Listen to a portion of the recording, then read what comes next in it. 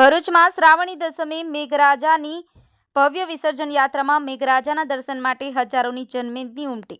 એક રાત્રિના છડીના રોકાણ બાદ 10મી સંધ્યાકાળના સમયે છડી ઘોઘારાવ મંદિરે પહોંચતા છડી ઉત્સવનું સમાપન। મેઘરાજા સ્થાપના સ્થળ નજીક ઘોઘારાવ મંદિર બે છડીના મિલન બાદ મેઘરાજાની ભવ્ય વિસર્જન યાત્રા યોજાઈ હતી।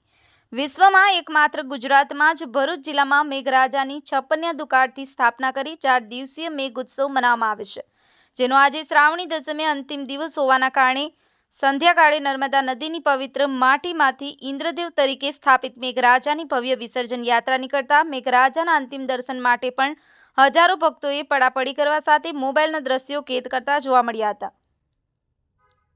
ભોયપંચની છડી સોનેરી મહેલ ખાતે મેઘરાજાના સ્થાપના સ્થળ નજીકના ઘોઘારાવ મંદિરે પહોંચી બાદ ઘોઘારાવ મંદિરે ભોયપંચ દ્વારા વધુ એક છડીની સ્થાપના કરવામાં આવે છે અને છડી સાથે એક રાત્રિનું રોકાણ કરી આવેલી નોમની છડીનું મિલન એટલે કે ભોટાડીની ભોયપંચ દ્વારા છડી ઉત્સવ સમાપન કરવામાં આવે છે।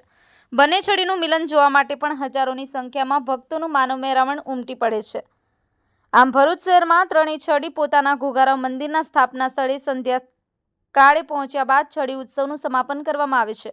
મેઘ ઉત્સવમાં મેઘમેળામાં પણ મેઘરાજાના સ્થાપના સ્થળની પાંચબત્તી સર્કલ સુધી હજારોની સંખ્યામાં જનમેદનીનું માનવ મહેરામણ ઉમટી પડ્યું હતું।